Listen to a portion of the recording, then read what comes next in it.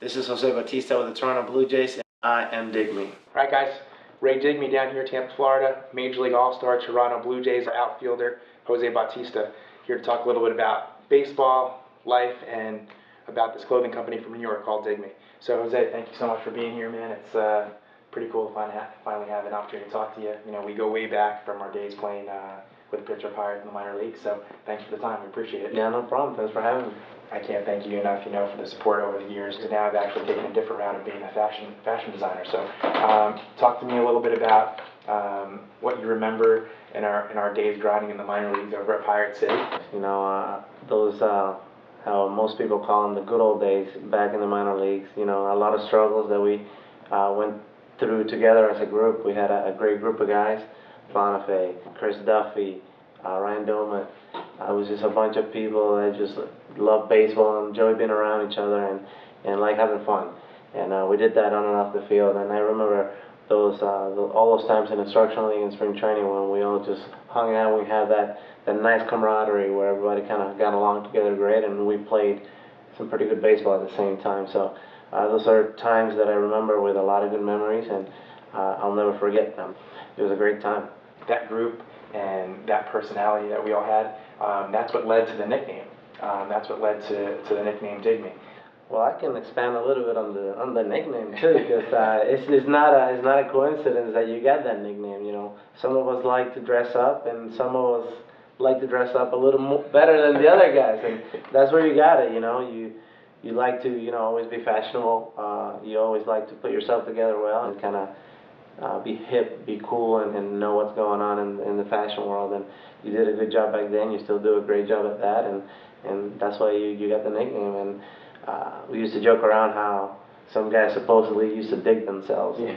And it's a cool nickname, and it's a great name, and it's a cool brand, and you're building around it. So I'm really excited and proud. So talk to me a little bit about your baseball career. I mean, I was there. I saw it firsthand. I remember when you used to show video of you, working out and hitting home runs in Dominican. You had video. You show us on TV like, oh, look at that home run, right? And we all knew how talented you were.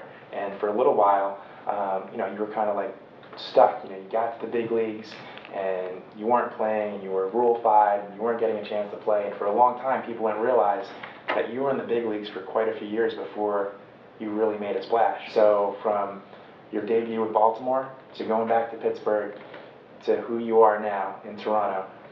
Well, it was a long journey, and a lot of ups and downs, and a lot of struggles, but at the same time I always believed in my ability, and I had confidence that I was going to shine one day and be the best player that I could be. And not that I ever expected to hit 50 homers, but I always felt like there was more production in me than what I did show the first couple of years in the big leagues. And what I thought I was lacking was, the right opportunity and the right team, and being put in a position to succeed. It's always hard when you're younger and you're kind of breaking into the league and just being in that role where you actually don't even have a role. It's like, play here today, play there tomorrow. Just kind of let's give this guy a day off, and then we'll make you play here. It's tough to kind of perform in those circumstances, but luckily I finally got to a team that had enough flexibility to give me that shot. And they also worked on a lot of the things that I needed to work on. They helped me overcome some of those weaknesses and deficiencies that I had in my game, not only on defense, base running, but also on hitting. So with some adjustments at the plate and just taking advantage of the opportunity that I finally got, playing every day, I got to a team that actually had the same hitting mentality that I had as a little kid. Just get up there and rip it instead of kind of working the count and hit the ball to right field and do this and bunt and all. I mean, that wasn't my style of playing, and it was kind of it didn't fit me right. And when I got there, it was like all this weight got lifted off my shoulders. It was like somebody just kind of let me go play, and it was a breath of fresh air then. And I just remember going back on the field and kind of having a lot of fun again on the baseball diamond. And I kind of forgot the fact that I was in the big leagues and just kind of went back to my childhood days and just kind of enjoyed the game for what it was. And I started doing better, which even made more enjoyable. Yeah. And just kind of riding that wave, and I'm still feeling good about it. So I hope to keep on doing it. Your first year, you got a chance to play every day in Toronto. You've been taking advantage of it. It's great. It's great to see. Yeah, the consistency is the one thing that's the most different in me now that I didn't have back then. You know, I used to get into hot streaks and ride it for 3 or 4 days, and then I was slumping for 2 weeks.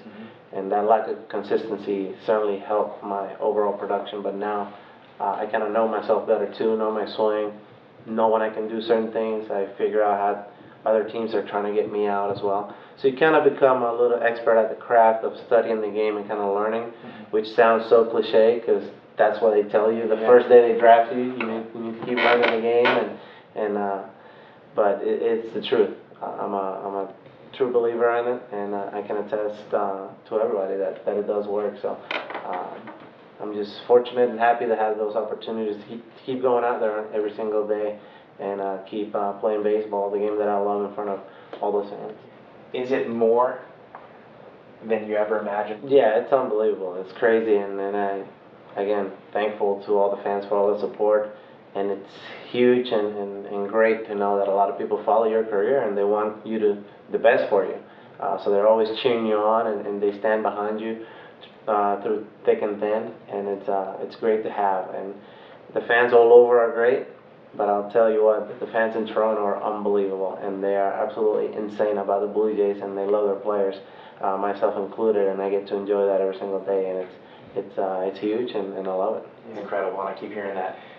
Toronto would love DIGMI, so I'm hoping that as this continues to grow and we pick cities to go to, I think we're going to have to throw Toronto up there on the map. That's right. Sure. We got to make that trip happen, and you'll love the city, and then we got to get Toronto some DIGMI for sure. Yeah, that's for sure. You know, we know you're a 50 home run guy, 4 consecutive All-Star selections. One of those years, you led all the players in votes at the time, the most votes ever for a Major League Baseball player in an All-Star game. What's left for you? What is the biggest goal that you want to reach? What is left for you to accomplish in your Major League career? The biggest goal is still out there, and I haven't accomplished it yet, and it's winning a championship. I mean, that's what we all play every single game for, and that's kind of how I grew up, just learning, wanting to learn how to win and kind of emulate what the Yankees did in New York for a long time. So it's the one thing that I crave the most, and it's the one thing that is always on my mind when I step on the field and when I'm at the gym working and when I'm putting all my work in, no matter what I'm doing. Yeah. I mean, I can tell you that even at the minor league level, I've been fortunate to taste that champagne, and I know what it's like to celebrate with teammates, so I can't imagine what that would be like at the major league level. You know, your team last year, Toronto, made some big moves. How close are you guys? You know, do you feel like you're going to contend this year? Do you guys feel like you're a piece or two away from bringing, you know, a World Series caliber team back to Toronto? We're a lot closer than a lot of people are going to give us credit. You know, last year it was kind of like the big media blowout where everybody expected us to win. The core of the team is the same. If we just all play up to our capabilities, we should have a much better year. And even though it's tough in the AL East and you never know what can happen, like Boston came out of the blue this year and just kind of blew everybody away, but I feel confident that we have what it takes, you know. Who is your idol? Who did you look up to growing up? The guy that I always looked up to and growing up was Ken Griffey Jr. You know, he was the perfect combination of power and speed, and he played center field, which is what I grew up wanting to play. And he just made some sick catches, robbing home runs, diving in the outfield, throwing people out in the bases. He was stealing bases and hitting, you know, 400, 500-foot home runs, and playing in all-star games, playing with his dad. You know, he accomplished a lot of things on the field that I loved. And then off the field, he was, you know, one of the best around too. So he was always, you know, staying out of trouble, and at the same time giving back to the community. I know he did a good job in Seattle and Cincinnati, so I always looked up to him. He was the face of baseball for a long time. All right, here's a tough one for you. You can pick 5 albums/artists. I'm gonna go first, Wisin y Yandel, reggaeton group out of Puerto Rico. Yeah. Then I'm gonna go with Bruno Mars. Then I'm gonna go with Drake. I see, I gotta pick somebody in the electronic music, so now I'm getting into that Cascade vibe lately, so I can go with him. And let me see, I'll pick out somebody from my native Dominican Republic.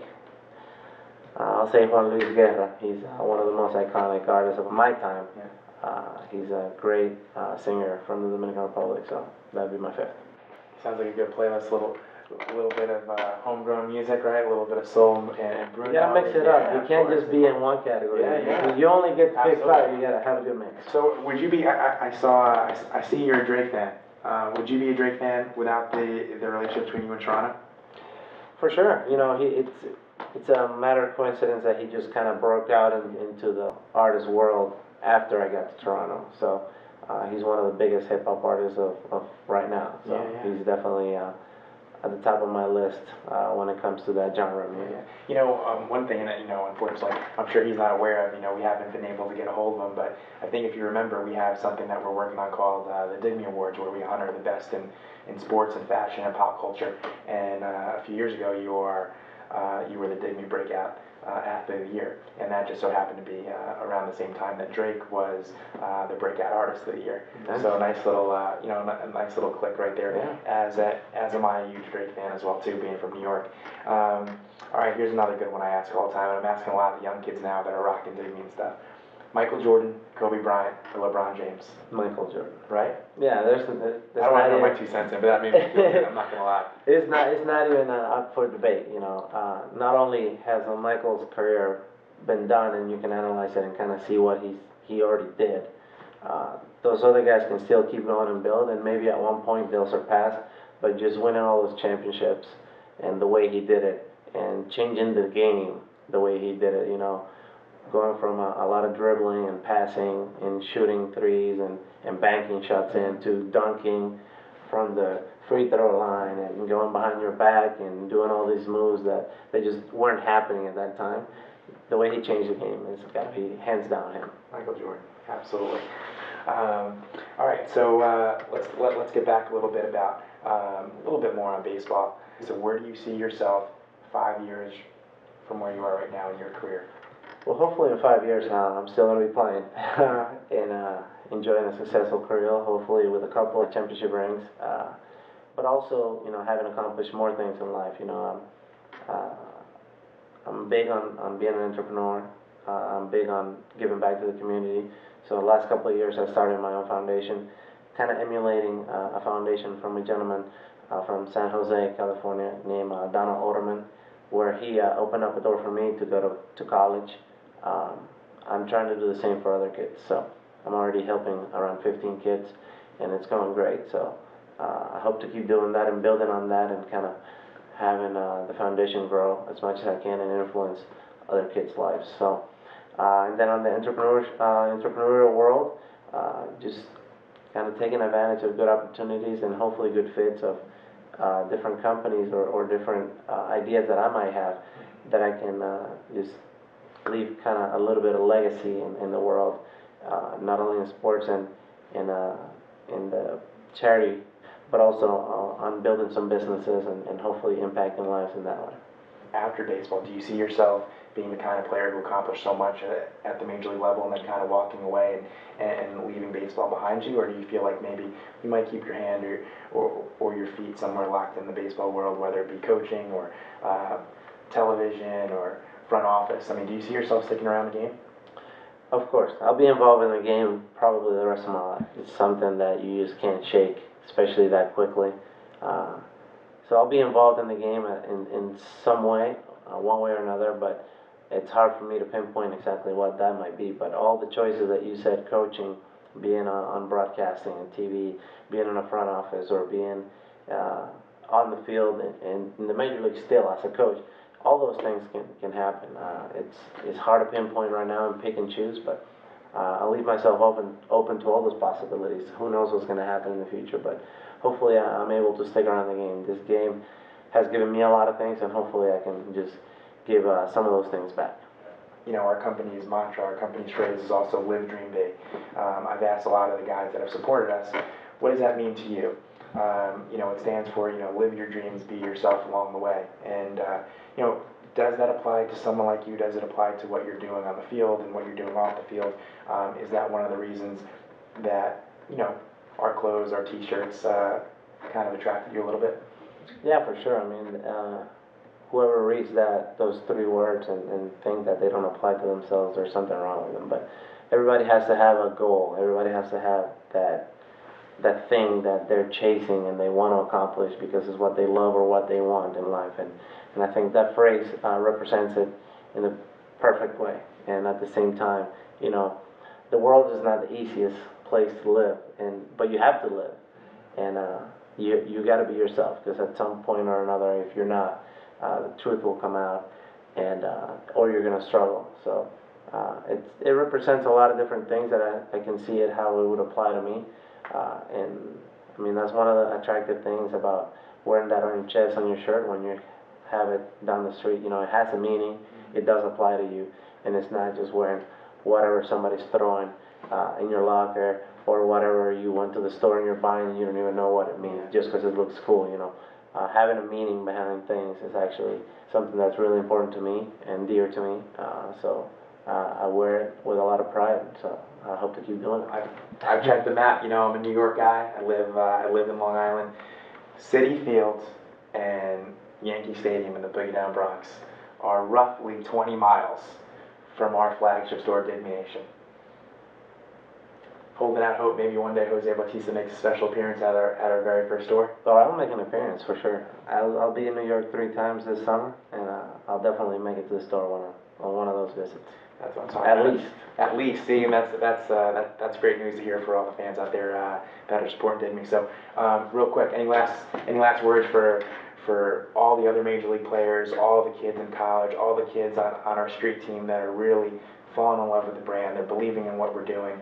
You know, any last word from a guy that a lot of people look up to and are real excited that you're rocking the same stuff we're rocking? Yeah, just, you know, follow your dreams.